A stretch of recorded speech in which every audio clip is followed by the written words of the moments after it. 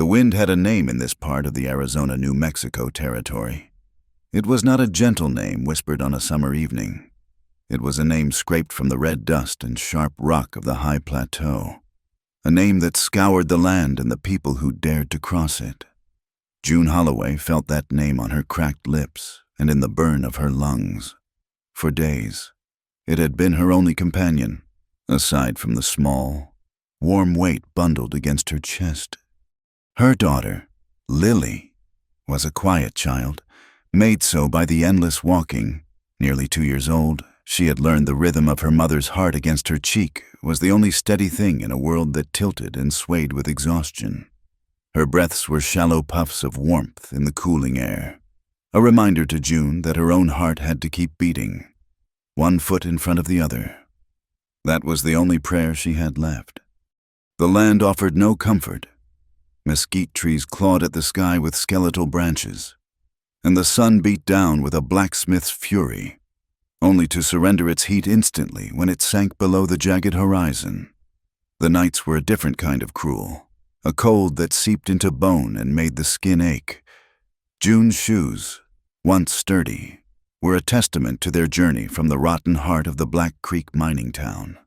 The soles were worn through, patched with a piece of leather from her satchel and sewn with twine she'd unraveled from a discarded rope.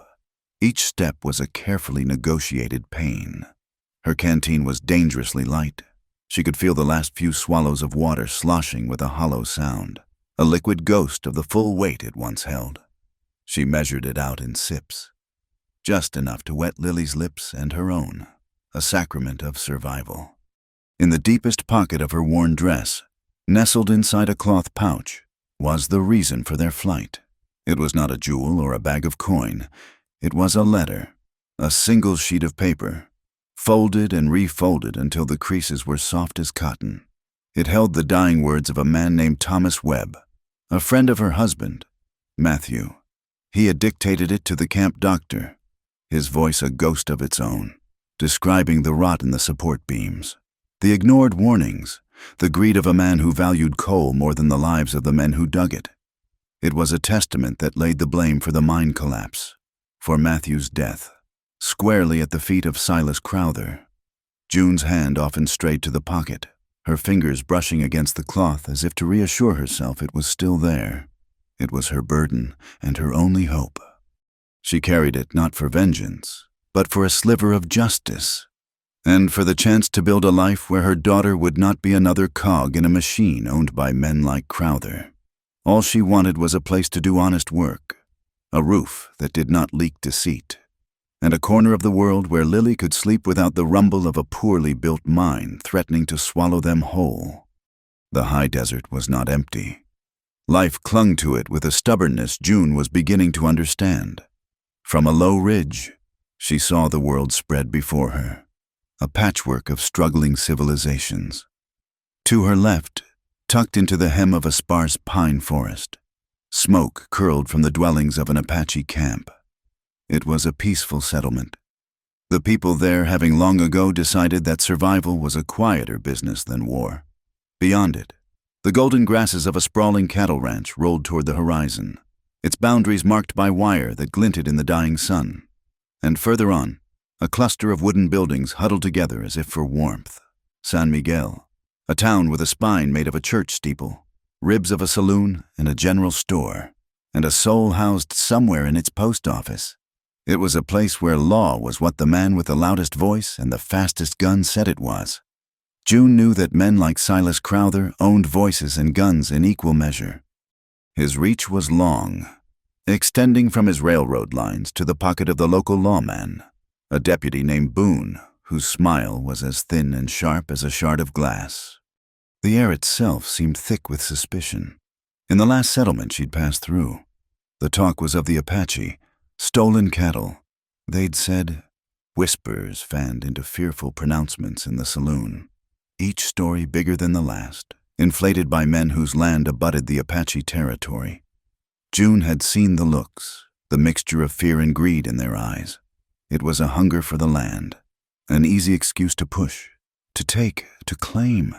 She had heard Crowther's name in those conversations too, a low thrum beneath the noise. A man who would profit handsomely if the Apache were driven from their ancestral grounds by a conflict he was more than willing to fuel. His railroad needed a straight path, and decency was just a bend in the tracks to be straightened. A flicker of movement on a distant mesa caught her eye. It was a rider, a silhouette against the bruised purple of the twilight sky. He sat his horse with a stillness that was part of the landscape itself, a living rock formation. She could not make out his features, only the lean shape of him and what looked like a single hawk feather tied in his dark hair, dancing on a breeze she could not feel. He was too far to be a threat, yet his presence was a quiet hum of awareness. He was watching. She did not know what he was watching, the town, the ranch, or her. But he was a part of this place. He knew its secrets. After a long moment, he turned his horse and vanished back into the folds of the land that had produced him. Later, when her path crossed the place where he might have ridden, she saw it in the dust. Not a horseshoe print, but the distinct, soft outline of a moccasin, the toe shaped like the clean point of an arrowhead. It was a sign, a piece of a language she did not understand, but she felt its significance settle in her tired mind, a symbol that would wait for her. The sun was gone now, and the cold was asserting its authority. A coyote yelped, a lonely, jagged sound that was answered by a chorus from the hills. The wolves. Their calls made Lily stir in her sleep, a small whimper escaping her lips. June clutched her tighter. "It is all right, little bird," she whispered, her voice rough with dust. "Mama is here." She pressed on, driven by the memory of Matthew's laugh, a sound she could barely recall without the sharp edge of grief cutting through it. He was gone, buried under tons of rock and Crowther's avarice. The official report said it was an accident. The letter in her pocket called it murder. She had to keep going. For him, for the truth, most of all, for the small life breathing against her heart. It was a litany she repeated with every aching step. "I walk for my daughter." Darkness was complete. The stars were brilliant chips of ice scattered across black velvet, offering light but no warmth.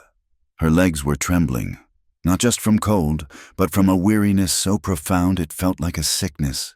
She stumbled, catching herself on a gnarled juniper root. Panic, cold and sharp, pricked at her.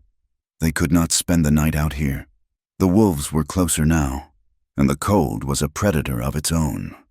Then she saw it, a light. It was not the scattered, uncertain lights of San Miguel. This was a single point of orange warmth, small and steady, glowing from what looked to be a small cabin or a sturdy tent at the very edge of the Apache camp. It was a beacon in the vast, indifferent dark. Hope, a feeling so foreign she had almost forgotten its shape, flickered in her chest. Fear was right behind it. Everything she had ever heard, every campfire story, every muttered warning from frightened settlers, rose up in her mind. They were savages. They said strangers were not welcome. But then she looked down at Lily's face, pale and peaceful in the starlight, and the fear dissolved. What was the risk of an unknown door compared to the certainty of a frozen dawn, the people in the towns, with their polite words and their hidden cruelties? They were the ones who had taken everything from her.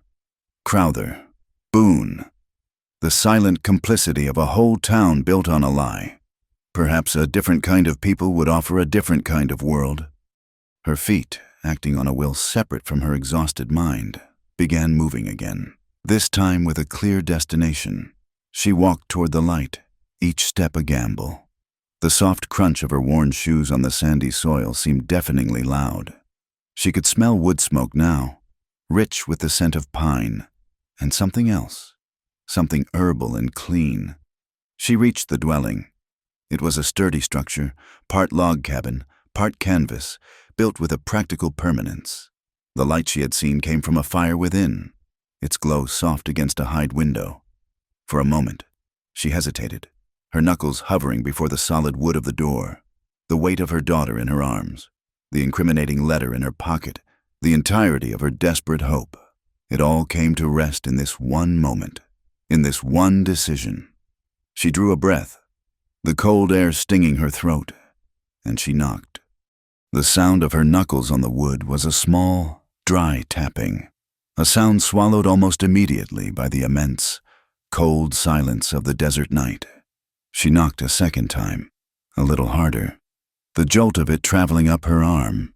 The wind answered, a low moan that snaked around the corners of the cabin, carrying the clean, sharp scent of sage and the metallic tang of distant, high-altitude snow. Lily shifted against her, a small murmur of protest at the cold. June drew the thin blanket tighter around her daughter and knocked a third, final time, a plea made of wood and bone. The door opened, not with a creak or a groan, but with a smooth, quiet swing inward.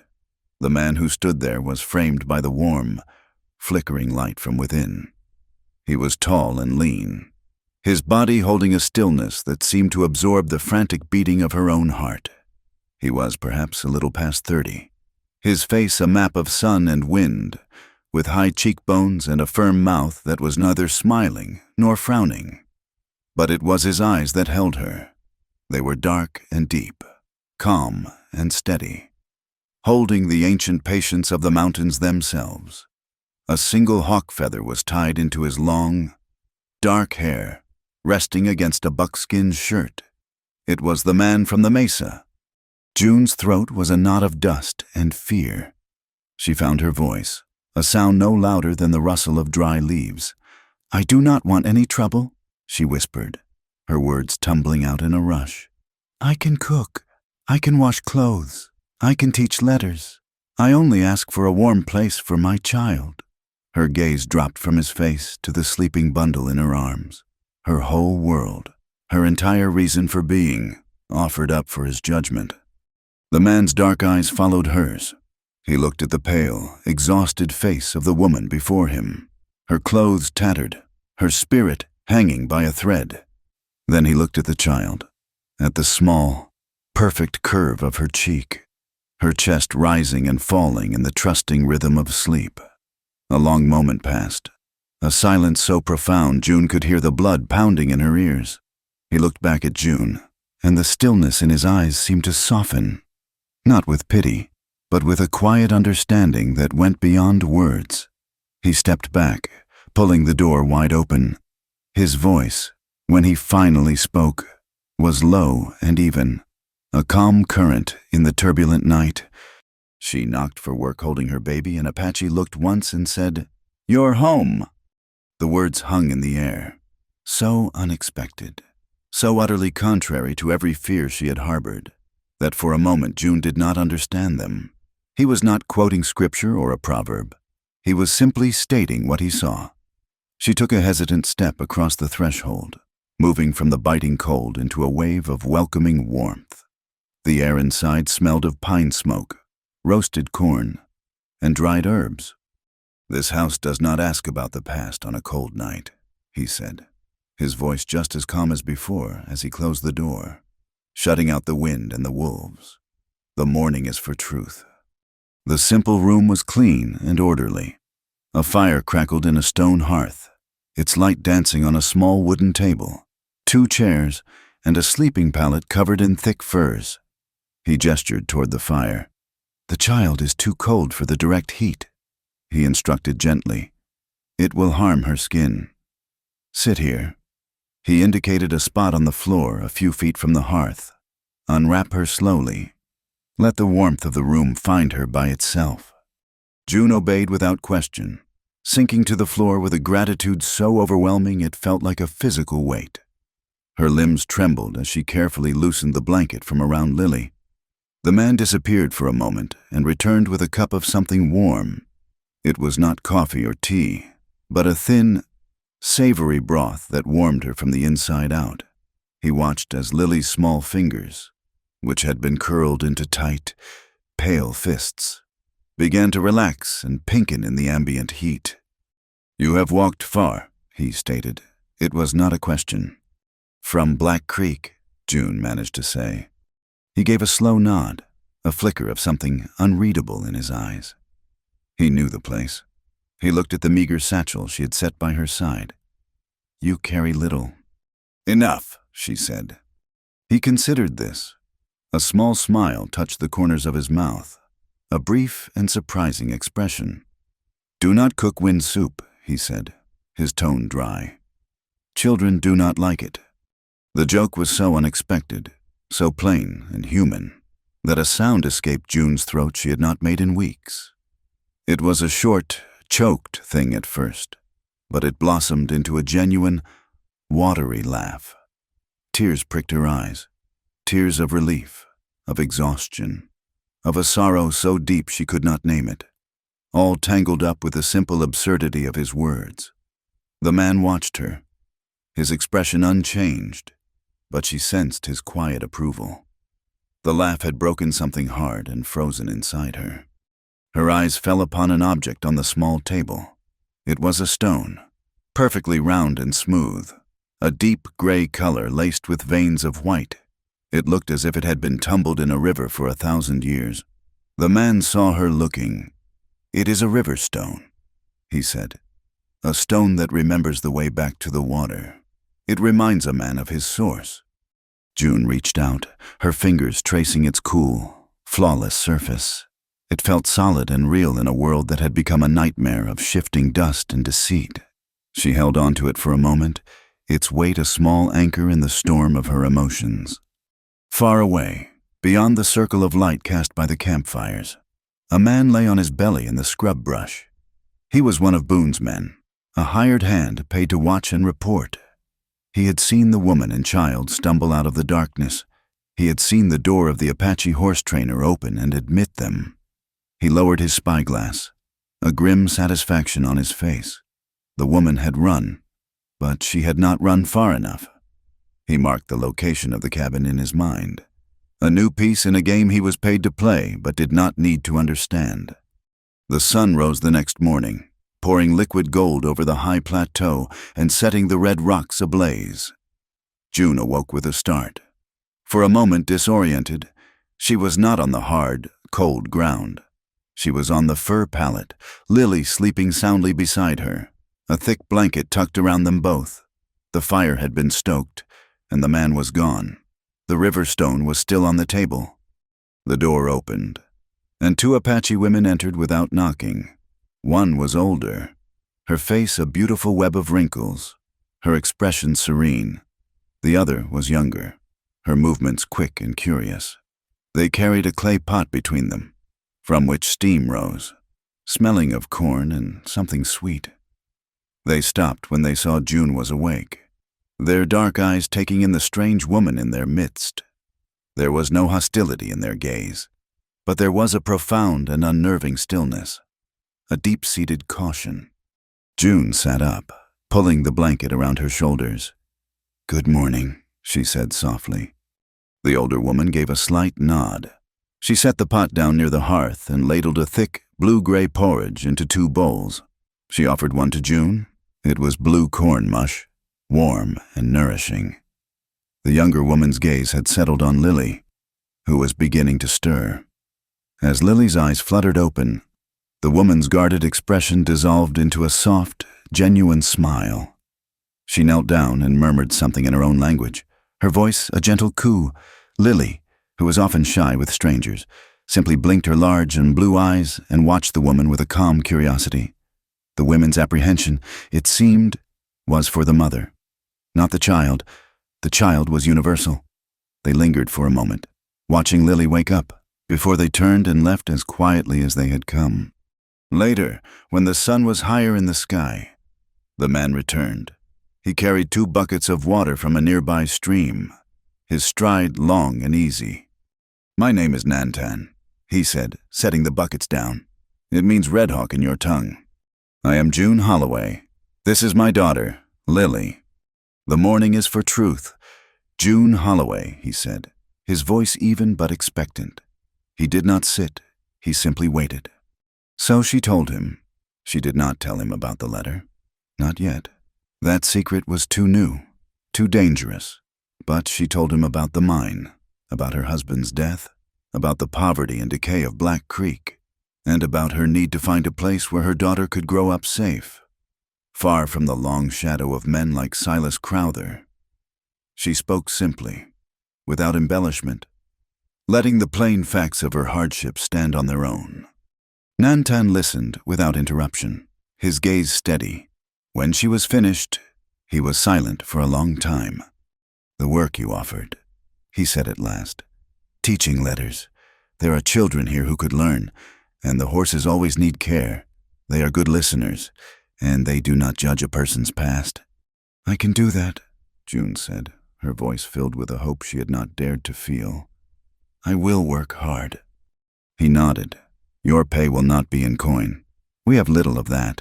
Your pay will be safety, food for your bellies. And this roof, it will be real work." "That is more than I have had in a long time," she said, her voice thick with emotion. He looked from her to Lily, who was now sitting up and trying to touch a sunbeam slanting through the open door. "A child needs a place to stand," he said, more to himself than to her. "A place to begin." He turned to leave, pausing at the door. "There is a mare in the corral. A gentle one. She is good with children. Let your daughter feel the sun on her face today." He left her then, and June went to the door, watching him walk toward a corral where several horses stood, their coats shining in the morning light. She looked at the small cabin, at the sleeping child, at the bowl of mush still warm by the fire. It was not a grand place. It was not a place of wealth or power, but it was a place of quiet strength, a place that did not ask questions on a cold night. It was a place that offered work and safety and a chance to begin again. June Holloway leaned against the doorframe, the New Mexico sun warm on her face, and for the first time since she had fled the darkness of the mining town, she felt the first fragile seed of belief in the goodness of people begin to stir within her weary heart. The corner of Nantan's cabin that faced the morning sun became a school. June found a wide, smooth plank of pine, and with Nantan's help, mounted it against the log wall. For chalk, she found pale, soft limestone down by the creek bed, and taught the older children how to grind it into a fine powder. Then mix it with just enough water to form sticks that hardened in the sun. Her first lesson was the alphabet, 26 letters drawn with careful, sweeping strokes. Her students were a small, curious collection of souls, a half-dozen Apache children, their dark eyes bright with an intelligence that missed nothing, sat on the floor next to two of the rancher's children, a boy and a girl sent by their mother in secret. Soon, Hank Doolin, the owner of the sprawling cattle ranch, began to bring his own daughter, a quiet girl named Sarah. He would arrive on horseback, his face a mixture of hope and anxiety. He would lift Sarah from the saddle and walk her to the cabin door, always with the same low, urgent instruction for June. "Do not let Crowther know." He would say it every time, a nervous mantra against the powerful man who owned the railroad, the mine, and it seemed, the very air in San Miguel. Life found a rhythm, marked not by a clock but by the sun and the small, shared moments of discovery. Laughter, a sound June had thought lost to her forever, returned. It happened during a lesson about the town. She had drawn a crude star on the board. "This is a badge," she explained. "The man who wears it is the sheriff. He keeps the peace." A young Apache boy named Taza, his face serious with concentration, raised his hand. He pointed at the word she had written and pronounced it with careful, phonetic effort. "Sheep," he said. The other children erupted in giggles, a cascade of pure, uncomplicated joy. Taza's face fell, his brow furrowed in confusion. June smiled, a real smile that reached her eyes. She knelt beside him. "That is very close, Taza, and sheep are sometimes kinder than sheriffs. So it is all right." The children laughed again, this time with a shared warmth, and Taza's smile returned, bright and proud. In the afternoons, when the lessons were done, June would often watch Nantan with the horses. He was not a horsebreaker, a man who used force and fear to bend an animal to his will. He was a whisperer, a listener. She saw him with a wild mustang, a magnificent creature of muscle and defiant spirit that had been brought in from the high plains. He did not approach with a rope and spur. He simply stood in the center of the round corral for hours, letting the horse exhaust its fear, until, at last, it stood, sides heaving. Watching him, he spoke to it in his own language, his voice a low, melodic murmur, the same tone the old woman had used with Lily. He moved slowly, without threat, until he could lay a hand on its sweat-slicked neck. By the end of the week, the horse was following him like a shadow. June found him by the water trough that evening, washing the dust from his hands and face. "You speak so softly," she said, her voice filled with a quiet awe. "Yet you win a great victory." Nantan looked at her, water dripping from his dark hair. "A horse's spirit is not a fortress to be broken," he said. "It is a river. You do not fight the current. You learn its song and flow with it." Her own past, however, was not a river. It was a stagnant pool of secrets. The letter from Thomas Webb remained her heaviest possession. She kept it hidden at the bottom of a large basket of dried corn, buried beneath the hard, colorful kernels. Sometimes, when she was alone, her hand would tremble as she reached for it, her fingers brushing the cloth pouch. The truth, a dangerous fire against her skin. One day, while mending a shirt near the camp's central fire, she overheard two of the Apache men talking with one of Hank Doolin's ranch hands. They spoke of the Black Creek mine collapse. The ranch hand spat tobacco juice into the dust. Crowther's greed did that. He said, "Everyone knows it, but no one can prove it." June's fingers tightened on her needle, her heart a frantic drum against her ribs. The secret was not just hers, it was a ghost that haunted the whole territory. The quiet moments with Nantan became the stitches that began to mend the frayed edges of her own spirit. He never pressed her for the parts of her story she had left untold. He seemed to understand that some truths needed time to find their way into the light. One afternoon, she found him sharpening a knife, and he paused to show her how to put a true edge on the blade. Another time, as she was helping him mend a fence, a splinter lodged deep in his palm. She took his hand in hers, her touch surprisingly steady as she worked the piece of wood out with her needle. His skin was warm and calloused, his hand strong around hers. When she was done, he did not pull away immediately. They stood there for a long moment, the space between them filled with a quiet, unspoken awareness. At the community, well, their paths crossed daily. Their conversations were brief, simple exchanges about the weather, the horses, or the children's progress. But their eyes would meet over the bucket, and in his steady gaze, June found a sense of peace she had never known. It was a calm that went deeper than words, a feeling of being seen, truly seen, for the woman she was, not just the widow she had become. This growing peace was a fragile thing, an island in a sea of rising tension. In San Miguel, the Silver Cactus Saloon was a breeding ground for rumors. The stories of stolen cattle grew more elaborate, and a new, more venomous tale began to circulate. A whisper that the Apache were looking for women to steal. It was the kind of poison that seeped into the soil of fear and made good people look at their neighbors with suspicion. The town's priest, Father Michael, a kind man with tired eyes, spoke of reconciliation and understanding from his pulpit on Sundays. He urged his flock to see the humanity in all people, but his words were a gentle rain against the wildfire of gossip fanned by men in Crowther's pay. One day, June saw Nantan riding out toward the low, sandy hills that marked the edge of the territory. She watched him go, a solitary figure moving toward the horizon. Later, one of the older women told her, he goes to his brother's grave. The brother's name was Kla. He had been killed 2 seasons ago, shot by hired guns during a dispute over a stolen calf. The accusation was a lie, a pretext to push the Apache off the land that bordered the planned route of Crowther's railroad. Nantan had been away on a hunt when it happened, and he carried the weight of his absence like a stone. June understood then the source of the deep sorrow she sometimes saw in his eyes, a grief that mirrored her own. They were both haunted by the ghosts of men they had loved.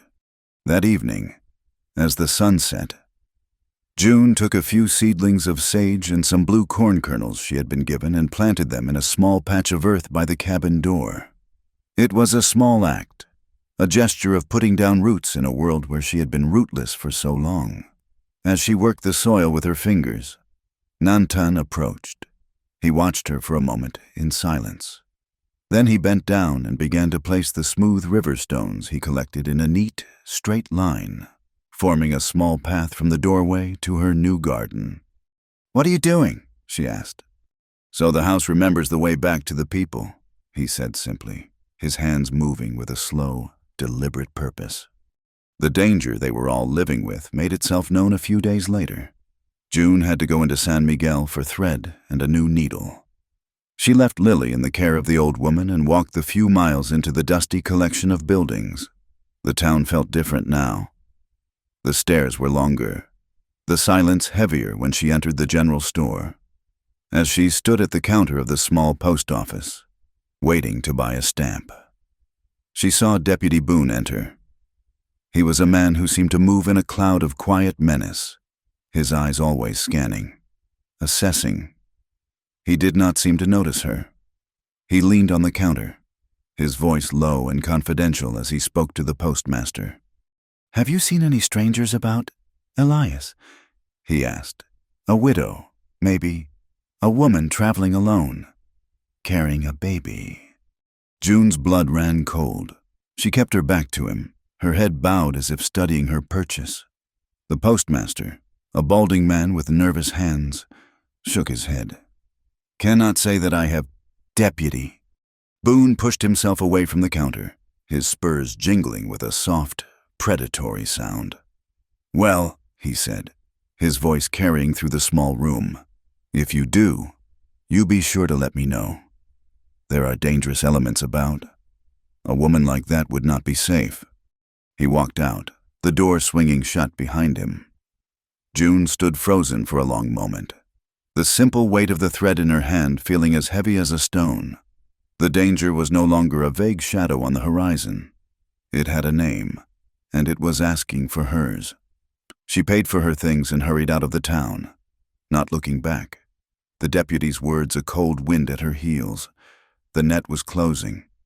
In the smoky back room of the Silver Cactus Saloon, a place that smelled of stale beer and desperation, Deputy Boone laid a worn map on a table. Across from him sat a man who was a ghost, a hollowed-out version of a person June Holloway once knew. He was thinner now, his face all sharp angles and shadows, and his eyes held a haunted, restless quality. He called himself Matt Black, a name as empty as the promises he had once made. He was, in fact, Matthew Holloway, the husband June believed was buried under a mountain of rock and coal. He had not been caught in the collapse.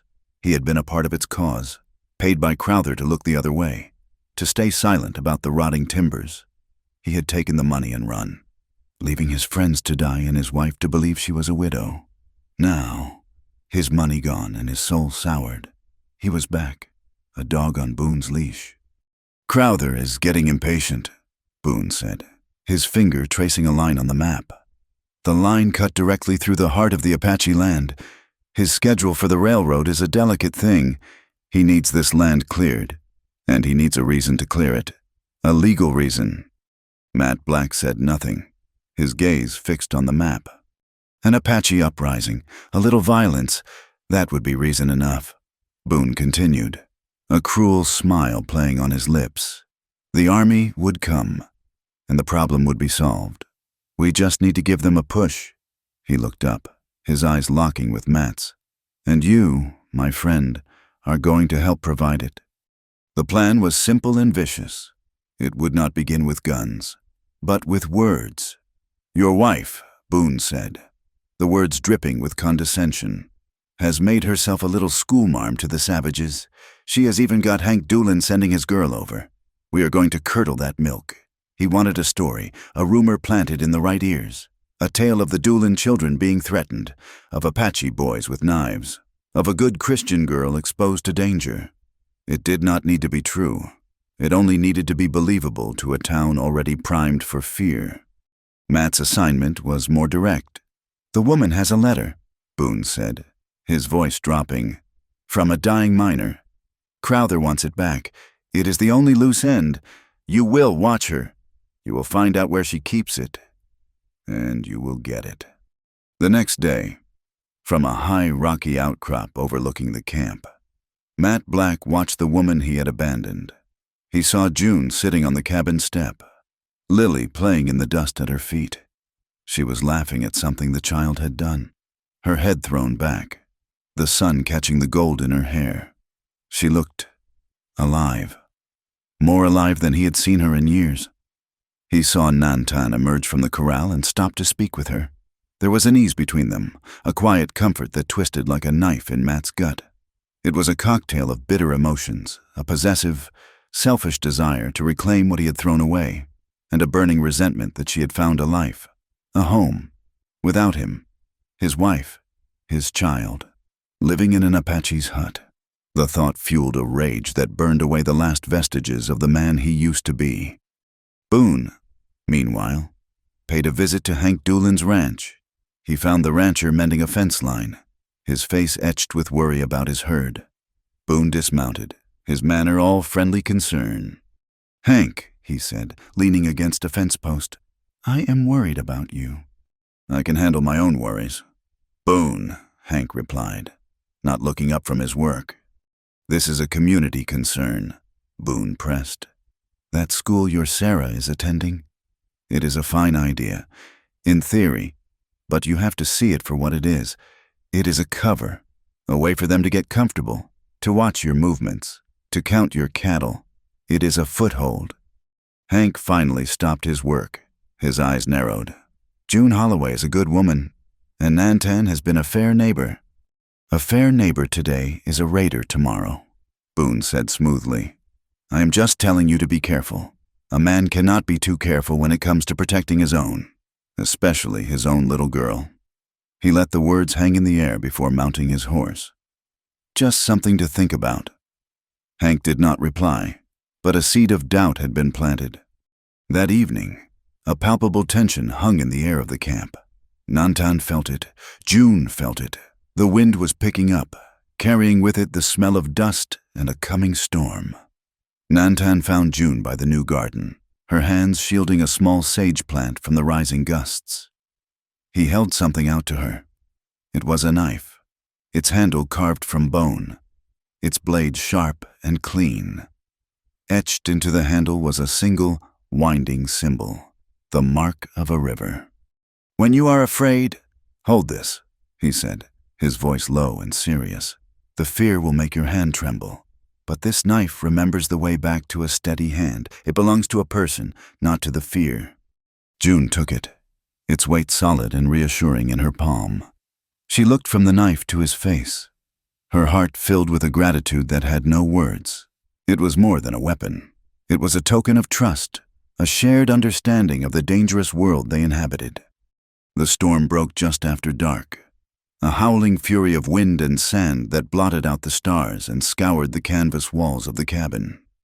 It was a storm that erased the world, creating a pocket of swirling, violent isolation. June made sure the door was barred and huddled with Lily under a thick fur blanket, the sound of the wind a living thing, a screaming beast trying to tear its way inside.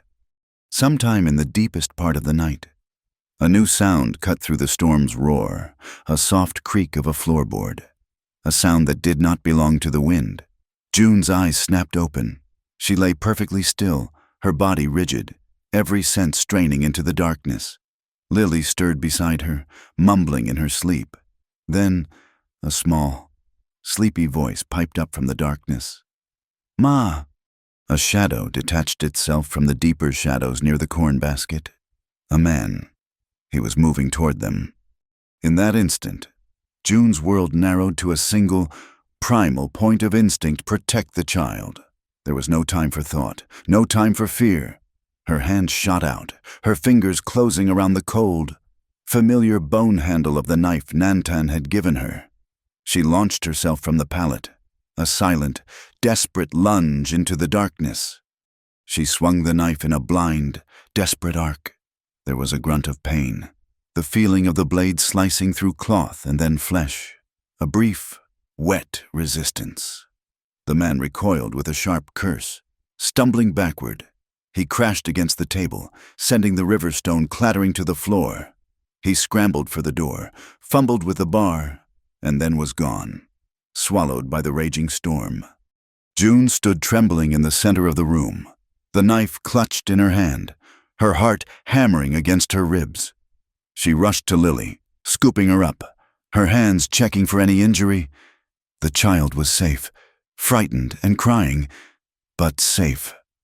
June held her tight, whispering reassurances, until the first gray light of dawn began to filter through the hide window, the storm having finally exhausted its fury. When Nantan came at sunrise, he found the door unbarred.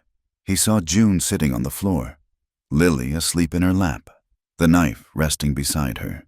He saw the overturned chair and the corn spilled from the basket. His eyes took in the scene, his face grim. "He was looking for this," June whispered, her voice hoarse, her hand gesturing toward the scattered corn. She did not have to say what this was. Nantan knelt, his eyes scanning the floor. He picked up something from near the door, a scrap of dark fabric she had not noticed. It was a black bandana, grimy with dust. He brought it to his nose and inhaled, his eyes closing for a moment. When he opened them, there was a cold, hard certainty in his gaze. "The men who shot my brother used a cheap gunpowder," he said, his voice dangerously quiet. "It has a sour smell, like this cloth." He looked at June. This was one of Crowther's men. The news spread through the camp like a grass fire. The elders convened a council. They sat in a circle, their faces carved with the wisdom of generations, and listened as Nantan recounted what had happened. There was no panic, no call for immediate retribution. There was a quiet, resolute anger. "We are a rock in the river," one of the elders said, his voice like the grinding of stones. "The water rushes, but we do not move. We will be peaceful, but we will be ready." Nantan looked at each of them. "The woman and child are under my protection," he said. "This is my house. I will stop the blood before it flows." But Boone's poison had already done its work. The next day, 2 of the rancher's children did not come for their lesson. The day after that, Hank Doolin rode to the edge of the camp, but he did not dismount. He looked at June with regretful eyes from across the clearing. "I am sorry, ma'am," he called out, his voice full of a conflict he could not resolve.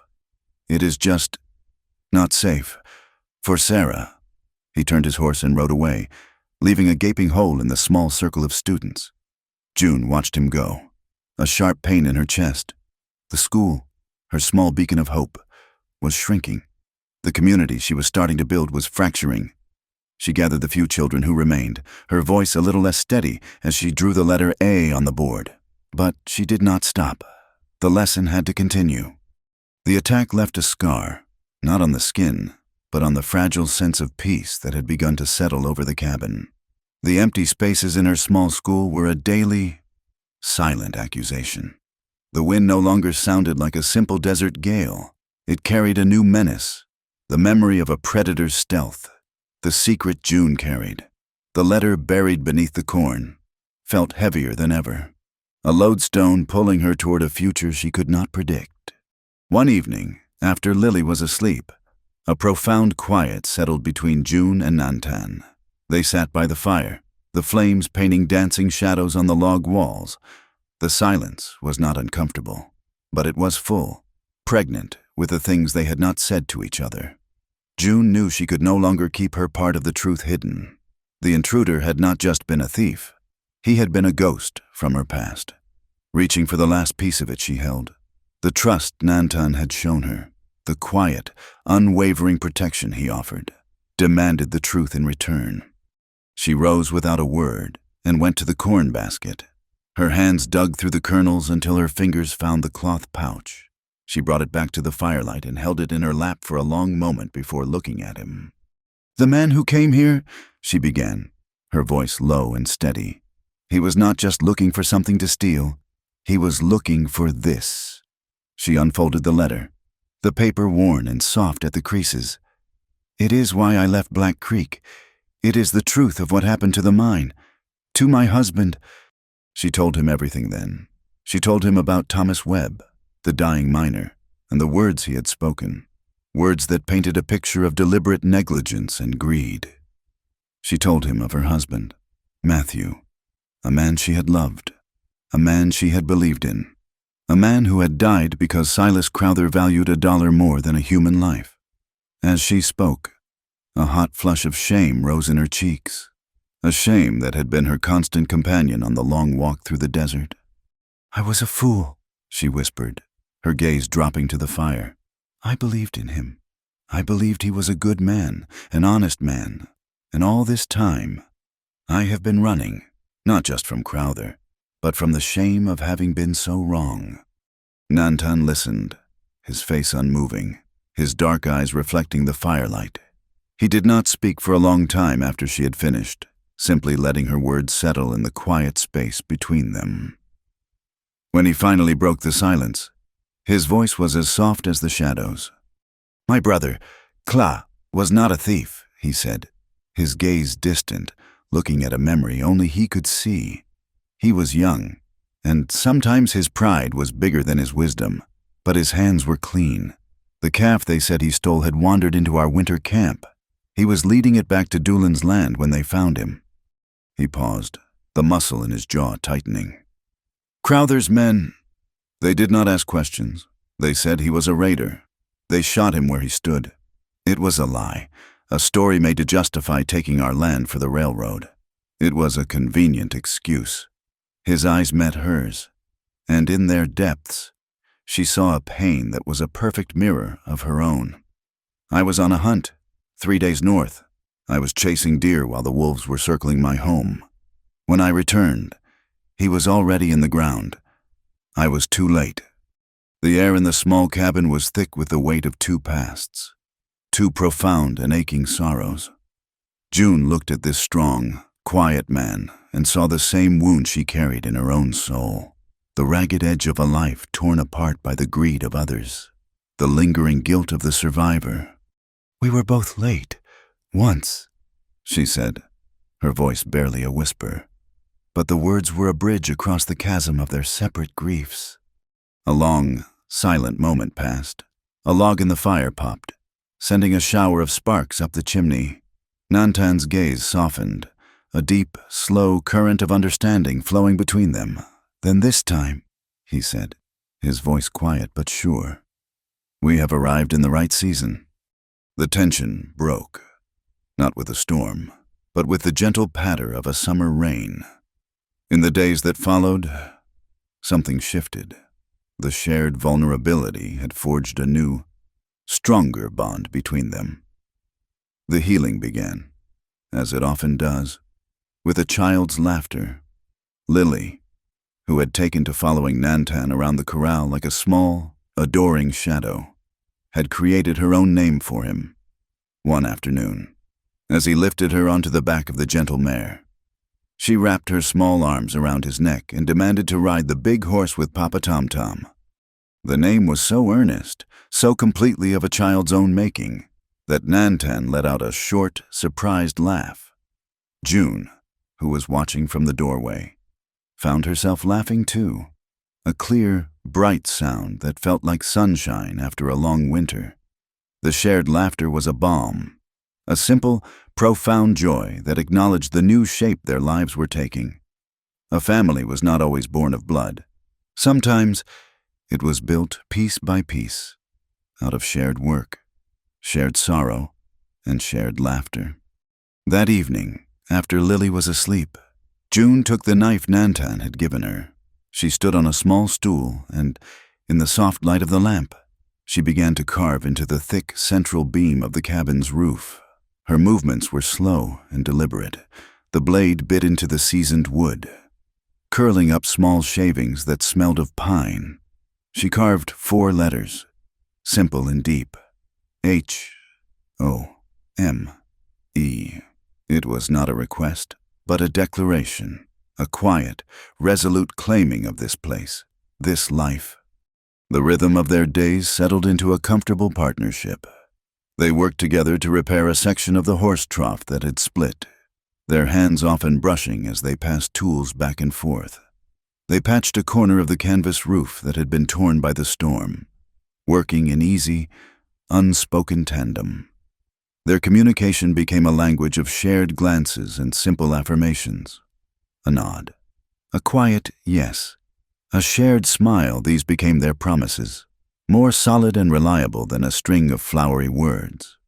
The physical space between them seemed to shrink, the awareness of each other a constant, gentle hum. Standing side by side at the fire, their shoulders would touch, and neither would pull away. One evening, after a long day of work, they sat on the step of the cabin, watching the stars prick the deep velvet of the sky. He had been telling her the Apache names for the constellations, his low voice a mesmerizing counterpoint to the chirping of the crickets. She turned her head to look at him, and he fell silent, his gaze meeting hers. In the starlight, in the vast, quiet expanse of the desert night, he leaned in. The kiss was not passionate or demanding. It was short and genuine, and full of a restrained tenderness that spoke more than words. It was a kiss of profound respect, of a deep and certain knowing.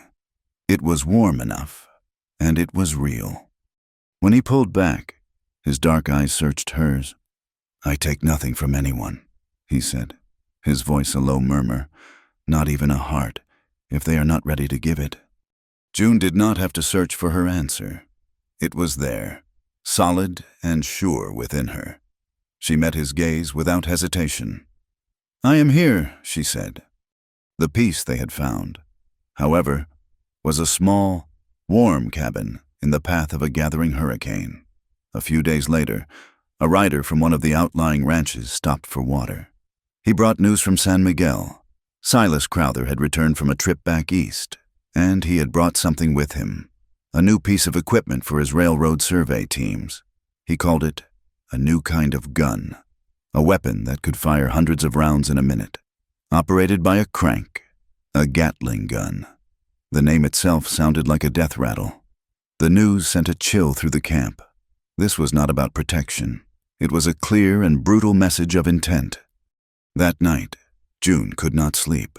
The threat was no longer a shadow in the night.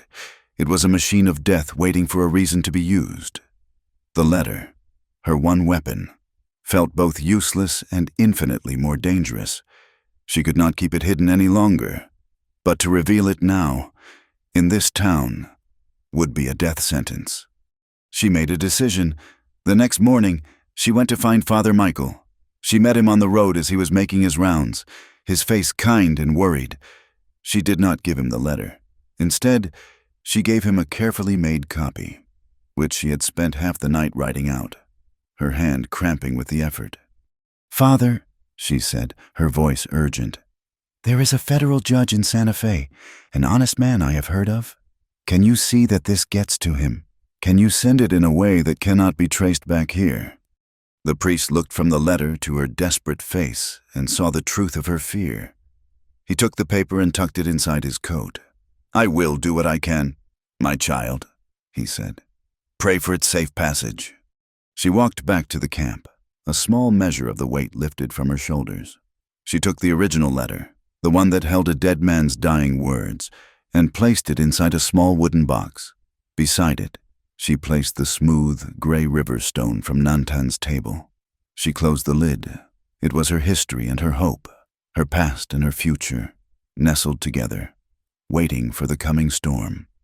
The threat of the Gatling gun was a cold stone in the belly of the camp, a constant, silent reminder of the violence that simmered just beyond the horizon. But life, stubborn and insistent, continued. The corn was harvested, the horses were strong, and the children were learning their letters. To mark the turning of the season, the elders declared a night of celebration, a harvest festival to give thanks for the earth's bounty and the resilience of their people. As twilight bled across the sky, a great fire was lit in the central clearing. The flames leaped toward the stars, casting a warm, flickering glow on the faces of the community. the air filled with the sound of a single, hand-held drum. Its steady beat the heartbeat of the gathering. Men danced, their movements telling ancient stories of the hunt and the seasons, their shadows long and fluid in the firelight. June sat with Lily on a blanket, the child's eyes wide with wonder. For this one night, the fear was held at bay. She watched her students, Taza among them, take their turn before the fire. They did not dance, they stood, proud and a little nervous. And they read, one by one. They spoke the letters and words they had learned, their small voices clear and strong in the desert night. It was a new kind of story being told, a testament to a different kind of survival. When they were finished, one of the elders beckoned to June. "You are the teacher," he said, his voice raspy with age. "You will share a story, too." June felt a blush of shyness, but she stood and walked into the circle of light. She did not have a story of the hunt or the spirits. She had only the simple, hard-won truths of her own journey. She looked at the faces around her: Apache, rancher's wife, her daughter, and Nantan, whose steady gaze she could feel from across the fire. "I read a line in a book once," she began, her voice gaining strength as she spoke. It said, "Home is a name called softly in the night, and someone answers." A deep, appreciative quiet settled over the crowd. The words, simple and true, resonated in the hearts of a people who had fought for generations to keep their own homes. June returned to her blanket, her heart full. Later, after the fire had burned down to glowing embers and the camp had fallen into a soft, contented slumber, June and Nantan sat alone inside the cabin. A single blanket was wrapped around both their shoulders, a shared shield against the night's chill. Lily was asleep on her pallet, her breathing a soft, rhythmic whisper. The silence between them was no longer a space to be filled, but a comfort to be shared. He took her hand, his fingers lacing through hers, his touch warm and sure. They did not speak of the future or the past. They spoke in quiet whispers of the night's celebration, of the pride on Taza's face, of the way the stars seemed close enough to touch. His hand tightened on hers, a silent promise, a confirmation of the words she had spoken by the fire. Here, in the dark, she had called, and he had answered. They leaned into each other, two solitary souls who had found a shared warmth. And in the quiet intimacy of the small cabin, they let the world and its dangers fade away. The morning came not with a gentle dawn, but with a violent splintering of wood. The cabin door burst open, kicked in with a booted foot, and the world dissolved into chaos. Deputy Boone stood in the doorway, a shotgun held loosely in his hands, a cruel smirk on his face. Behind him stood Matt Black, his face a mask of cold fury. Lily screamed, a raw, terrified sound. June reacted without thought, throwing herself in front of the child, shielding her with her own body. "Get out!" she snarled, a ferocity she did not know she possessed rising in her throat. "We are here on official business," Boone announced, his voice loud and arrogant. "We are looking for cattle thieves." He strode into the cabin, his spurs scraping on the floorboards, his eyes scanning every corner. Matt's gaze was fixed on June, a possessive, hateful glare that made her skin crawl. Nantan appeared, seemingly from nowhere, as silent as a shadow. He was not armed, but he stood between the intruders and June, his body a solid, immovable wall. "There are no thieves here," he said, his voice dangerously calm. "We will be the judge of that," Boone sneered. By now, the entire camp was awake, people emerging from their dwellings, their faces a mixture of fear and anger. Boone gestured with his shotgun toward the corral. "Let's have a look at your livestock." What happened next was not a fight, but a quiet, methodical dismantling of a lie. Nantan walked calmly to the corral, the villagers and Boone's men following. He did not argue or shout. He simply opened the gate and began to lead out the horses, one by one, Each animal was sleek and well cared for, and on the flank of each one was a single, clear brand, the mark of Nantan's people, a stylized hawk in flight. He then pointed to a small, separate pen where a half-dozen cattle stood. "These belong to Hank Doolin," Nantan said, his voice carrying in the crisp morning air. "He pays us to graze them here, where the water is better." Hank Doolin himself had ridden over, drawn by the commotion. He pushed his way to the front of the crowd and looked into the pen. He saw his own cattle, calm and healthy. He saw his own brand, a simple double D, clearly visible on each of them. A slow, dawning realization spread across his face. He turned to Boone, his expression hardening from fear into a quiet fury. "My cattle are all here, Boone," he said, his voice tight, "every last one of them." Boone's smirk faltered. He had stolen 2 of Doolin's steers himself the night before, crudely branding them with a makeshift design meant to look like an Apache symbol. He had planned to find them here, his proof of the raid. The plan had crumbled to dust. He had been outmaneuvered not by force, but by simple, irrefutable honesty. He tried to recover, blustering about stray marks and rustlers' tricks. But the crowd was no longer listening. His authority had evaporated in the morning sun. Defeated and furious, he and his men mounted their horses and rode off, leaving a cloud of dust and simmering hatred in their wake. Later that day, a small measure of hope arrived in the form of Father Michael. He found June by the creek, washing the dust and fear from her hands. He brought news. The letter arrived safely.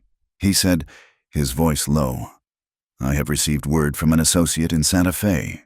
The judge has read it. He says it corroborates other complaints. He is opening a quiet investigation into Mr. Crowther's affairs. It was not justice yet, but it was the first turn of the key in the lock." Boone, however, was not a man to accept defeat. His public humiliation had only hardened his resolve.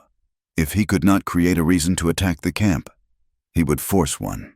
His new plan was born of pure, desperate cruelty. The next afternoon, Taza did not return from gathering firewood by the creek. As the sun began to set, a cold dread spread through the camp.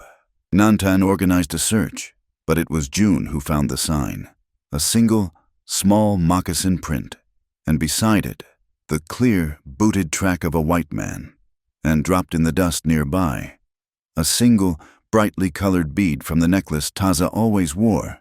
It was a message. As she knelt, staring at the bead, a rider emerged from the rocks above. It was matte black. He dismounted and walked toward her, his movements slow and deliberate. For the first time, she was seeing him clearly, the man he had become. The ghost of her husband was gone, replaced by this hard, cruel stranger. "He is safe, for now," Matt said, his voice devoid of any warmth. "The boy is with Boone. They will trade him for what you are hiding." His eyes bored into hers. "Give me the letter. June, the real one." The pieces clicked into place with sickening clarity. This was not just about the land or the railroad anymore. It was about him, about his betrayal, and his desperate attempt to bury the last witness to it. "Why, Matthew?" she whispered, the name a strange and bitter taste in her mouth. His face twisted into a sneer. "Matthew is dead. He died in that mine, along with all the other fools. I survived, and I will keep surviving." He took a step closer. "You should have stayed gone. June, you and the kid.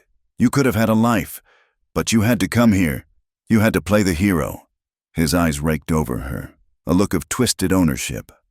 "Give me the letter, and I will let you go. You, me, and Lily.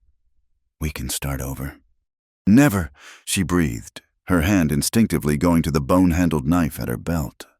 He laughed, a harsh, ugly sound. "Then the boy pays the price." He turned and mounted his horse, disappearing back into the canyon. June ran back to the camp, her heart a cold knot of terror. She told Nantan what had happened. There was no time for a council, no time for debate. Nantan gathered a handful of his best trackers. As they prepared to ride, Hank Doolan appeared, a coil of rope in one hand and a rifle in the other. His face was set in a grim, determined line. "Boone made a fool of me," he said to Nantan. "He used me to threaten these people. He put my own daughter in the middle of his dirty game. And now he has taken a child. This is my fight, too." They rode into the deepening twilight, a small, determined band against a gathering darkness. Nantan led the way, his eyes reading the story of the land. He and June had a system, a silent language they had developed. He would leave a single hawk feather pointing the direction of the trail, and she would place a small river stone to confirm she had seen it. It was their own map, drawn on the land itself. They found them in a narrow box canyon, the walls rising up like jagged teeth on either side. Boone and 2 of his men were making a small camp, a lantern hanging from a scrub oak, its light casting long, dancing shadows. Taza was tied to the wheel of a small supply wagon, his face pale with fear. The confrontation was swift and brutal. Nantan and his men moved in from the rocks above, while Hank and June came from the canyon floor. Gunshots echoed, the sound unnerving in the enclosed space. One of Boone's men went down. The other scrambled for cover. June saw her chance. The lantern was hanging directly above a large barrel on the wagon. She remembered seeing the word kerosene stenciled on its side. It was a desperate gamble. She was not a gunslinger, but Nantan had taught her how to hold and fire a rifle. She raised the weapon Hank had given her, took a steadying breath, and fired. The bullet shattered the glass of the lantern. Hot oil spilled onto the barrel, and with a deafening whoosh, the wagon erupted in a ball of fire. The explosion cut off the escape route, plunging the canyon into a chaotic scene of rearing horses and panicked shouts. In the confusion, Nantan dropped down and cut Taza free. Hank provided covering fire. Matt Black, caught off guard by the blast, was thrown from his horse. He landed hard, his leg twisting beneath him at an unnatural angle. He cried out in pain as his horse bolted into the darkness. Boone, seeing his plan in ruins, did not hesitate. He abandoned his men and scrambled up the rocks on the far side of the canyon, disappearing into the night. The fire burned itself out, leaving the canyon in an eerie, smoke-filled silence. Taza was safe, wrapped in Nantan's arms. One of Boone's men was wounded, the other gone, and somewhere in the darkness, Matt Black was injured, his escape cut off. For a moment, they had won, but June knew, with a cold certainty, that Boone was not running from the fight. He was running back to town, back to Silas Crowther, to bring the full force of their hatred down upon them all. The final battle was yet to come. The dawn that followed the canyon skirmish brought not peace, but the certainty of war. They came at mid-morning, a long, dark centipede of men and wagons crawling across the plains toward the camp. At their head rode Silas Crowther, his face a mask of cold, implacable rage. Beside him, his hat pulled low and a fresh bandage on his arm, was Deputy Boone. Behind them were 24 hired guns, mercenaries with dead eyes and rifles held with casual familiarity. And in the center of their formation, drawn by a team of 4 stout mules, was the Gatling gun. It sat on its wheeled carriage like a mechanical idol of death, its brass fittings gleaming malevolently in the sun. They stopped 100 yards from the edge of the camp, a line of armed men forming a clear and unmistakable perimeter. The air grew thick and still, the only sound the nervous stamping of horses and the metallic creak of the gun carriage. Crowther dismounted, his movement stiff with arrogance, and walked forward alone. Nantan met him halfway, with June a few steps behind, her hand resting on the bone-handled knife at her belt. Crowther did not waste time with pleasantries. His voice was flat and hard, a sound like stones being crushed. "You have until sunrise tomorrow to dismantle this camp and vacate this land. My railroad is coming through. You can leave on your feet, or you can be carried out in pieces." He glanced at June, a flicker of contempt in his eyes. "You and the woman, be gone." June stepped forward, Her fear, a cold knot in her stomach, but her voice was steady, chilled with an anger of her own. "And you have until sunrise tomorrow to face a federal court, Mr. Crowther." A flicker of surprise, then amusement, crossed Crowther's face. "You are threatening me with the law here." "The law is coming," June said. Her words a promise. "A letter detailing your crimes is already in the hands of a federal judge.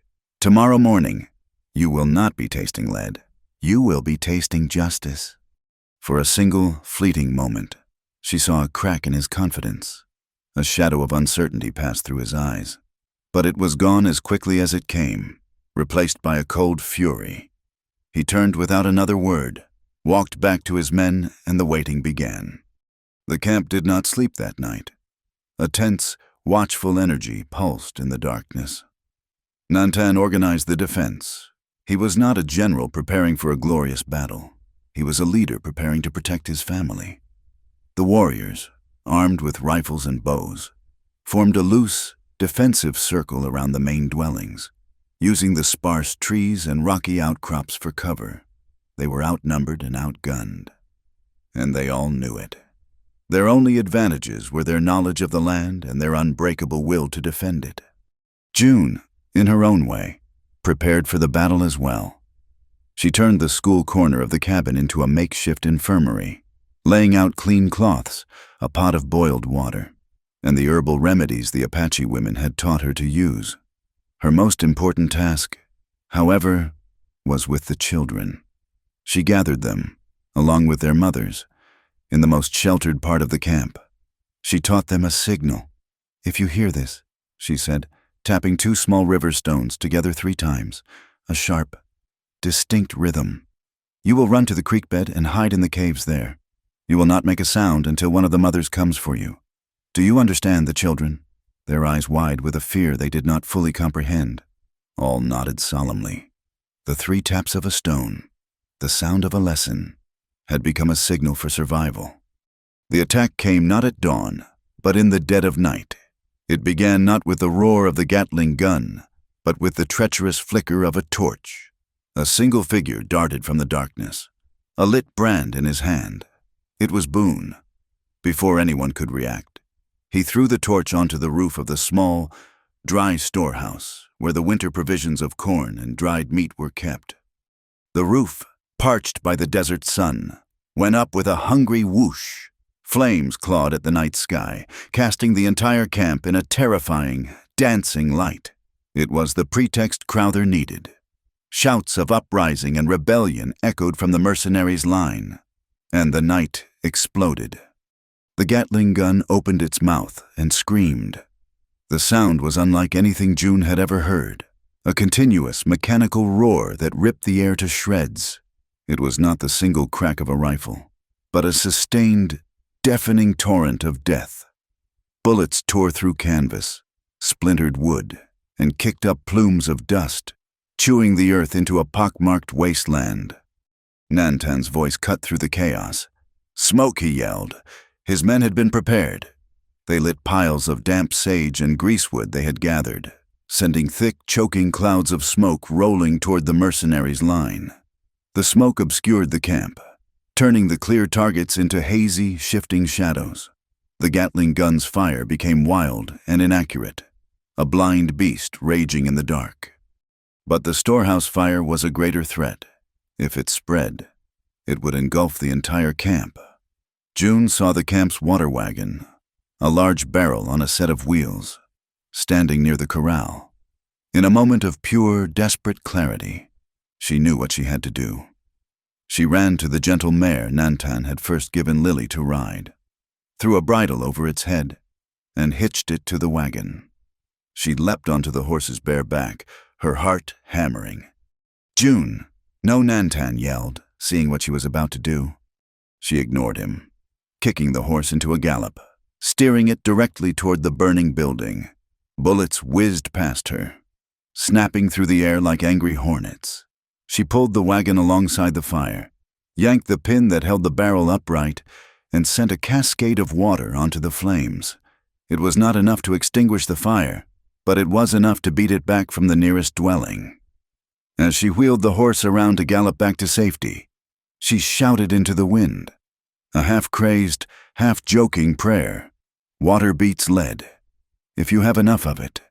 At that moment, a new force entered the battle. From the west, a thunderous noise, not of guns, but of hooves. Hank Doolin, his face a grim mask of resolve, was driving his entire herd of cattle directly toward the flank of the mercenaries' line. The terrified animals, urged on by Hank and two of his ranch hands, formed a living, charging wall of flesh and horn. They crashed into the line of men, scattering them in chaos and confusion. The cattle drive was a desperate, suicidal act of atonement, and it worked. It broke the line, giving Nantan's men the chance to press their attack. Hank, a rifle in his hand, was a demon of vengeance, but a stray bullet caught him in the shoulder, and he went down, his rifle clattering in the dust. The battle devolved into a series of brutal, close-quarter skirmishes in the smoke and shadows. June ran to Hank, tearing a strip from her dress to staunch the bleeding from his shoulder. He was alive, but the battle was far from over. In the swirling dust and smoke near the dying embers of the storehouse fire, two figures met, Nantan and Boone. The deputy's face was a snarl of hatred, his shotgun leveled. "You savage!" he spat, his voice thick with venom. "You should have stayed in the dirt where you belong." Nantan did not raise his voice. He stood, calm and centered in the chaos, his bone-handled knife in his hand. "A savage is a man who shoots at the word home, carved into the roof of a child's school," he said, his voice a quiet indictment that cut deeper than any blade. Boone roared and charged, firing his shotgun. Nantan moved with a liquid grace, the blast of buckshot tearing through the air where he had been a second before. He was inside Boone's guard, and the fight was short and brutal. It was not a fight of equals. It was a fight between a man consumed by hate and a man defending his soul. Nantan disarmed Boone with a sharp twist of his wrist, and a single, precise blow sent the deputy sprawling into the dust. He lay there, gasping and defeated, the fight gone out of him. "Crowther," Nantan said, the point of his knife resting on Boone's throat. "He ordered you to set the fire." A broken, gurgling sound came from Boone's throat. "Yes," he choked out. "It was to make it look like a riot, to give him the excuse to clear you out." For a moment, it seemed like it was over. The mercenaries, their line broken and their leader defeated, were falling back in disarray. The fire was dying. A cheer went up from the Apache warriors. But in that moment of victory, a new horror emerged. A figure stumbled out of the darkness, his face pale, his leg dragging uselessly behind him. It was Matt Black. His eyes were wild, crazed with pain and a desperate, cornered animal fury. And in his arms, he held Lily, his hand clamped over her mouth. He had circled around during the fight, using the chaos as his cover. June saw him, and her world stopped. The sounds of the battle faded to a dull roar. The only thing she could see was her daughter's terrified eyes. "The letter! June!" Matt screamed, his voice raw with pain. "Give me the letter now, or I swear I will." He did not have to finish the threat. He began to drag himself, and Lily, backward, away from the camp, toward the iron rails of the survey line that glinted in the dying firelight. A small, hand-pumped rail car sat on the tracks, the one the surveyors used. He was pulling her toward it. He was taking her away. June started to run, her heart a cold, dead weight in her chest, plunging from a brief, desperate victory into the depths of her worst nightmare. The world narrowed to the terrifying space between June and her daughter. She ran, her legs pumping, her lungs burning, the sounds of the dying battle fading behind her. All that mattered was the small, struggling figure in Matt Black's arms. He was dragging himself toward the railroad tracks, his shattered leg leaving a grotesque trail in the dust. The handcar, a simple flat platform with a lever for propulsion, was his escape, and Lily was his price of passage. The sky, which had been clear moments before, was now a bruised, churning cauldron of gray. A cold wind whipped through the canyon, carrying the first heavy drops of rain. The survey line led directly to a skeletal iron bridge, a half-finished scar across a deep gorge. Below it, the river, fed by some distant mountain storm, was no longer a gentle stream, but a roaring, muddy torrent, its voice a hungry growl. This was where he was taking her. June reached the tracks just as Matt managed to heave himself and Lily onto the handcar. He had a pistol in his hand now, its barrel pressed against Lily's small head. The child was rigid with terror, her eyes locked on her mother. "The letter! June!" he screamed over the rising wind and the roar of the river. "The box. Now." June's mind raced, a frantic search for an answer, a way out. The real letter was in the wooden box. Back in the cabin, there was no time. To give it to him was to sign her own death warrant. And likely Lily's too. To refuse was unthinkable. Then she remembered. The black bandana. Nantan had given it back to her after the attack. It was tucked into the pocket of her dress. A grim souvenir. Her other pocket held a folded piece of paper, a list of words she had been preparing for the children's next lesson. It was a desperate, flimsy chance, but it was the only one she had. She pulled the bandana out, letting the wind whip it for a moment so he could see it. "The box is in the cabin!" she yelled, her voice nearly torn away by the gale. "But the letter is here." She fumbled in her other pocket, her fingers closing around the folded list. With her back to him, pretending to be unwrapping a precious object, she quickly bundled the list inside the dark cloth. She made a small, tight package, a perfect imitation of a hidden treasure. She turned to face him, holding the cloth bundle out. "Let her go. Matt, you can have it. You can have it all. Just let her go." Rain was falling in earnest now, plastering her hair to her face, soaking her thin dress. The iron bridge behind Matt was slick and treacherous. "Bring it here," he snarled, gesturing with the pistol. "Put it on the platform and back away." June began to walk forward, her feet unsteady on the gravel of the railbed. Every step was a prayer. She looked into his eyes, searching for a flicker of the man she had once loved, the man who had laughed with her and held her hand.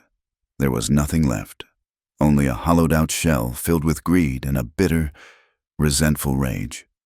"You were a good man once, Matthew," she said, her voice breaking, a last hopeless appeal to a ghost. He laughed, a sound as ugly and broken as his leg. "Good men starve. June," he spat. "Good men end up buried under tons of rock while clever men walk away. I learned the lesson. It is just a shame you never did." She was close now, only a few feet away. She could see the terror in Lily's eyes, the small, silent tears tracking through the dust on her cheeks. As June bent to place the bundle on the edge of the handcar, a rifle shot cracked through the storm. It did not come from the camp. It came from the rocks high above the gorge. The shot was not aimed at Matt. It was aimed at a thick rope that anchored a small, half-loaded freight car to the tracks a little further down the line. The bullet, fired with an old rancher's unerring aim, severed the rope, freed from its mooring. The heavy car began to roll slowly, then faster, down the slight incline toward the bridge. Matt looked up, his face a mask of disbelief and panic. In that split second of distraction, Nantan burst from the rocks near the bridge entrance. He was not running, he was flowing. A silent, deadly force moving with the speed of a striking hawk. The freight car hit the handcar with a deafening screech of metal on metal. The impact sent the smaller platform lurching violently. The entire bridge shuddered, a deep, groaning protest from its iron bones. A section of the track, its supports weakened and the ground beneath it turning to mud in the torrential rain, gave way. The handcar tilted precariously over the roaring abyss. Everything happened in a heartbeat, a frozen tableau of impossible choices. The cloth bundle containing the fake letter was thrown from the platform, landing on a steel girder that still held firm. Lily, thrown off balance, began to slip from Matt's grasp. He had a choice. A single, soul-defining choice. His left hand could grab his daughter's arm and pull her back to safety. His right hand could snatch the prize he believed would buy him his freedom. He did not hesitate. His left hand let go of Lily. His right hand shot out, his fingers closing around the black cloth bundle. In that same instant, a gray object flew through the air, a blur of motion against the storm. It was a river stone, thrown with a lifetime of practice, its trajectory perfect. It struck Matt's right hand with a sickening crunch of bone. He screamed, his fingers spasming open, the bundle falling from his grasp. Lily was falling, not into the river, but sideways, toward the part of the platform that was still connected to the land. June lunged, her body screaming in protest, her arms outstretched. Her fingers brushed her daughter's dress, caught and held. She pulled Lily to her, a desperate, sobbing mess, shielding her from the horror unfolding behind them. Matt made one last, desperate lunge for the bundle, his face a mask of crazed, pathetic greed. His injured leg gave way. He stumbled, his arms windmilling, and with a final, choked cry, he tumbled over the edge. He fell, clutching the worthless piece of paper wrapped in his own dark treachery. The raging river swallowed him without a trace. The black cloth surfaced for a moment. Then the paper within it dissolved into a meaningless pulp, and it too was gone. The rain began to soften, its fury spent. The silence that followed was broken only by the rumble of the river and June's ragged sobs as she clutched her daughter. Nantan was there, his hand a warm, steady presence on her shoulder. "The river takes the trash away," he said, his voice a low, calm anchor in the swirling chaos of her emotions. "We keep the people." And then another sound, the sound of many horses, of men's voices, not shouting in anger, but speaking with authority. A group of riders was approaching, not mercenaries, but uniformed men. At their head was a man with a stern, dignified face, and beside him, his clothes soaked but his expression resolute, was Father Michael. The priest had not just sent the letter. He had ridden day and night to plead his case in person, and the district governor had listened. They had come to investigate, and had arrived at the end of a war. Crowther and the remnants of his hired guns were being rounded up by the Apache warriors. Crowther's face was a study in disbelief, the face of a king who had just watched his castle crumble to dust. June rose to her feet, Lily held tight in her arms. She walked to the governor, her steps steady. She reached into the bodice of her dress and pulled out the small wooden box. She opened it and took out the original letter, the paper still clean and dry. She handed it to him. "This is the truth?" she said. The governor took the letter, his eyes meeting hers with a look of profound respect. He read it quickly, his expression hardening with each line. He looked over at Crowther, who was being held between two warriors. "Silas Crowther," he said, his voice booming with an authority that could not be challenged. "You are under arrest for conspiracy, incitement to riot, and murder." He then gave orders for the Gatling gun to be confiscated and for all work on the railroad to be halted pending a full federal investigation. The storm was over. The battle was won. June stood, her daughter safe in her arms, and Nantan solid at her side, and watched as justice, slow and battered but undeniably real, finally arrived in the high desert. They walked back to the camp. It was a scene of controlled chaos, the wounded being tended to, the damage being assessed. Hank Doolin was sitting up, his shoulder bandaged, a grim smile of satisfaction on his face. The storehouse was a smoldering ruin, and many of the dwellings were pocked with bullet holes. But the people were alive. The community had held. As June reached her own cabin, she looked up. The roof was splintered. The door was gone. But there, on the central beam, scarred by smoke and grazed by a stray bullet, the 4 letters she had carved were still visible, unbroken. Home. The fire did not cleanse the land, but it did clear it. In the aftermath of the battle, a stillness settled over the camp. the quiet of exhaustion and survival. The air, once thick with smoke and gunpowder, now smelled of damp earth and the sharp, clean scent of crushed sage. The work of mending began not with words, but with hands. Together, the community started to rebuild. The men, Hank Doolin working alongside them with his arm in a sling, went into the sparse forest and brought back logs of sweet-smelling cedar. They repaired the bullet-scarred walls, patched the torn canvas roofs, and built a new storehouse, stronger this time, with stone footings. The school corner in June's cabin, which had been splintered by stray bullets, was completely rebuilt. The new walls fragrant with the scent of the fresh wood. The children, as if sensing that this was their victory too, found a pot of berry juice and, using their fingers as brushes, painted the word home in deep purple on the new pine plank that served as their blackboard.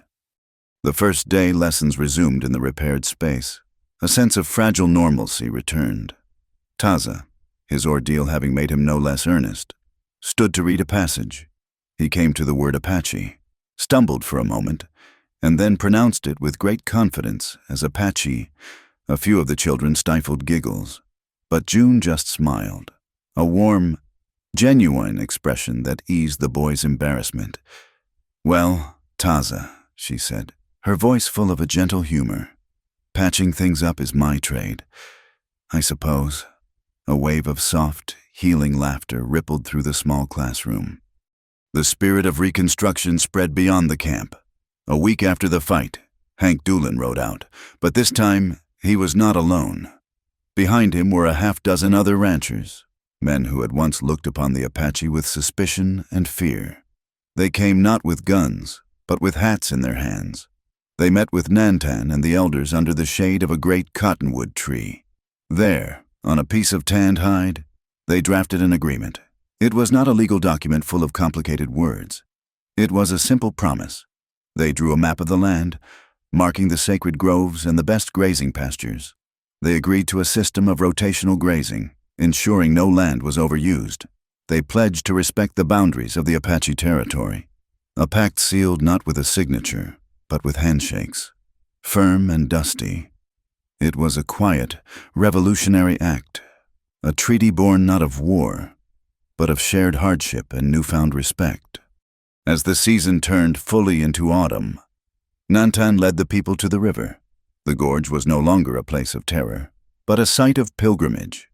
The water, its flood-time fury spent, now ran clear and calm over the smooth stones of its bed.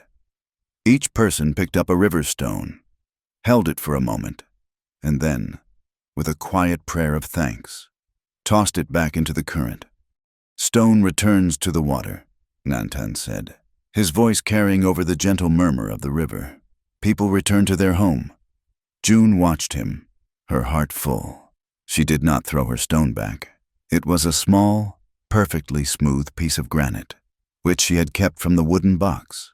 She threaded a leather cord through a hole she had carefully drilled in it and tied it around Lily's neck. A piece of the foundation, a memory of the journey, a promise of belonging. June's own place in that home had transformed. She had arrived as a desperate refugee, a stranger begging for shelter. Now, she was a pillar. Her school was thriving, and she had expanded it.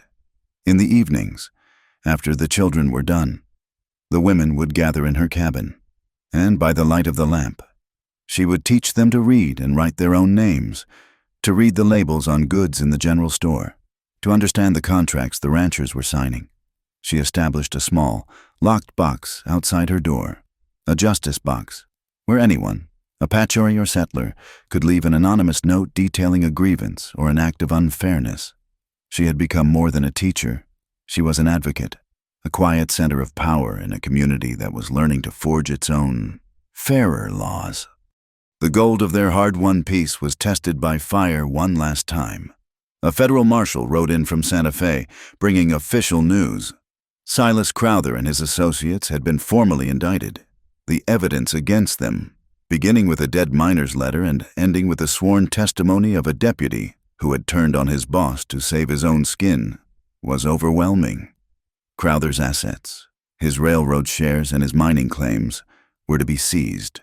A portion of the wealth was designated as restitution, to be paid to the families of the men who had died in the Black Creek mine and to the Apache community for the damages they had suffered. The news was not a victory celebrated with shouts, but with a deep, collective sigh of relief. The final ghost had been laid to rest. For June, the news was the final loosening of a knot of fear she had carried for so long. The fear of being cast out, of being abandoned and alone. Here, she was not alone. She was woven into the fabric of this place. She had found her people. Nantan, too, felt a weight lift from his soul. The public declaration of Crowther's guilt was a vindication of his brother's honor. One afternoon, he rode out to the sandy hills. He dismounted at the small pile of stones that marked Claw's grave. He placed a fresh hawk feather on the mound. He stood there for a long time, not in sorrow, but in a quiet communion. The land is safe now. Little brother, he said to the wind, you have a school here now. The children are learning to write your name. With their pasts settled and their futures stretching before them, clear and bright, their love, which had grown in the shadow of conflict, was finally free to blossom in the sun. They did not have a wedding in a church with a preacher. Their ceremony was a small, quiet gathering under the sprawling branches of an old mesquite tree. There was no whiskey, only fresh water from the creek. There was no feast, only simple corn cakes baked with berries. There was no solemn vow, only the sound of their friends' laughter and the happy babble of children. They stood before the elders, holding hands, and made their promise to each other. A single, powerful word that held all the meaning they needed. Stay, he said. Stay, she answered. In the weeks that followed, the children in June's school began a new project.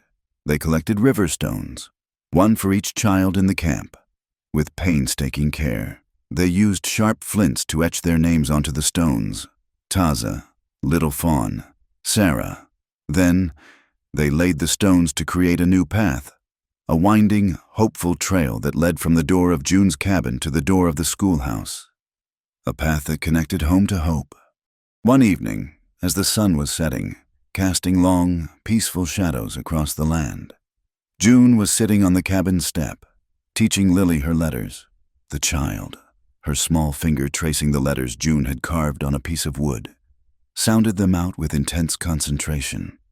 H-O-M-E, she said, and then looked up at her mother, her face alight with the magic of understanding. Home. June leaned down and kissed her daughter's forehead, her heart so full it felt like it might burst. At that moment, Nantan came and scooped Lily up, settling her onto his broad shoulders. He began to walk, following the new path of stones, Lily's happy laughter echoing in the quiet air.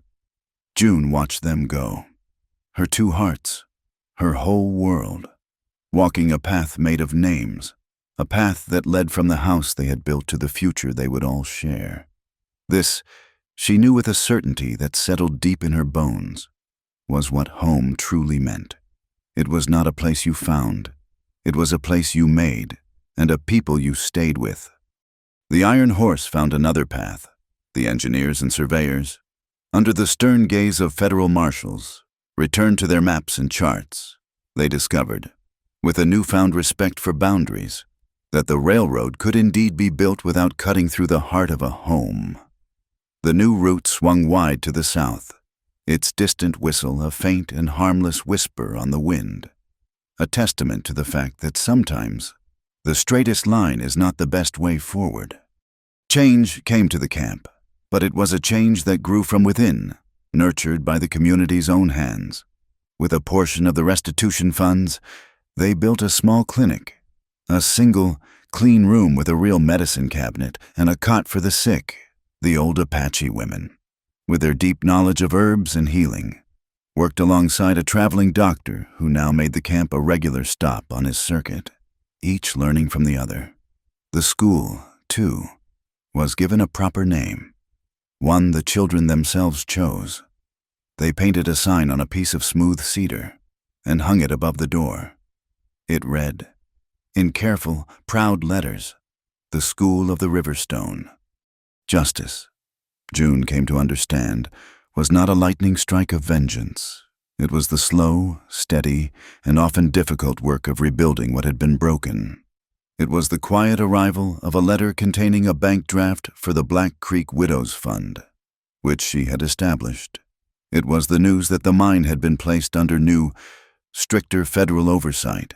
It was knowing that the men who had died alongside her husband had not been forgotten, their names no longer just a footnote in a tale of corporate greed. Love, she learned, was a similar kind of work. It was not a grand declaration or a passionate, fleeting storm. It was the daily act of staying, of mending a roof, of sharing a meal, of holding a hand in the dark. It was the steady, quiet rhythm of a life built together. A foundation of shared trust and respect that was stronger than any iron rail. The seasons turned, and Lily grew from a toddler into a small girl, her legs sturdy, her mind a bright and curious fire. She spent her days trailing after Nantan, her small hand often tucked into his, or sitting at June's feet, her brow furrowed in concentration as she learned to form her letters. One evening, as the first stars began to appear in the twilight sky, she sat with Nantan on the cabin step, watching the fireflies begin their nightly dance. She looked up at him, her face serious with a child's profound and essential questions. "Papa Tom Tom?" she asked, her voice a small, clear bell in the quiet air. "Does home ever go away?" Nantan looked out at the land, at the dark, solid shapes of the mesas against the fading light. He was silent for a long moment, considering the weight of her question.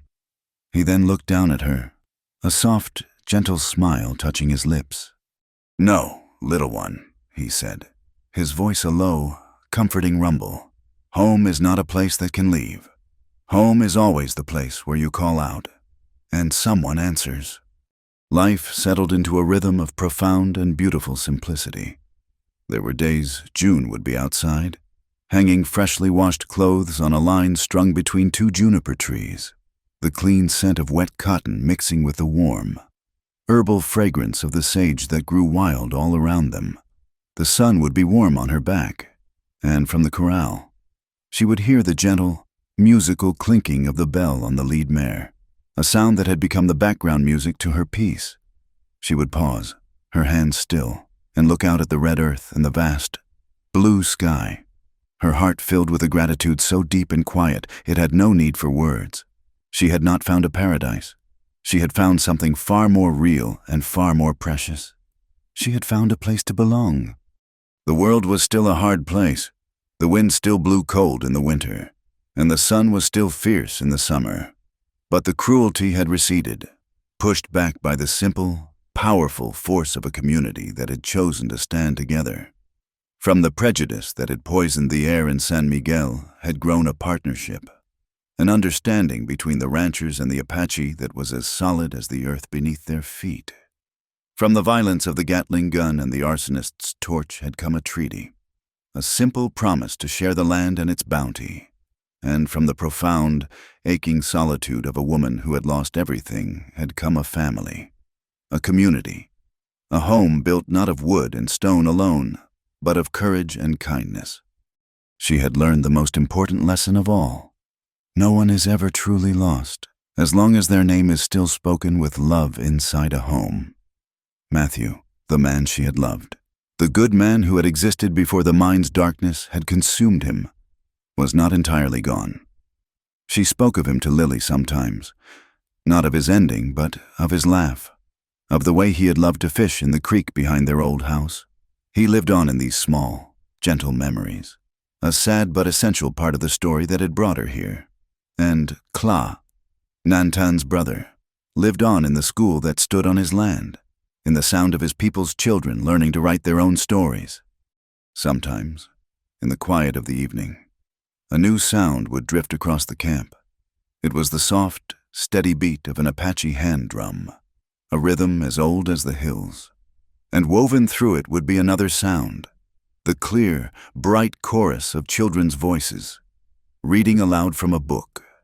It was the new pulse of this small corner of the West, A place where the ancient ways and the new ways had found a harmony.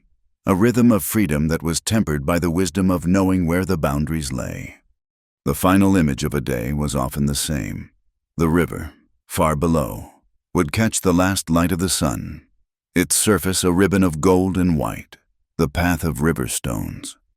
Each one bearing a child's name would lie cool and solid in the gathering dusk, a testament to the community's future. And as June would close the cabin door, the lamplight from within would spill out, and for a fleeting moment, it would illuminate the 4 letters carved into the great wooden beam above. Home. A word. A promise. A place where someone was always waiting to answer. There are nights when the wind calls a name, and there is always someone, from inside the house, who gently answers. Thank you for listening to our story. We invite you to comment where you are listening from so we can all connect.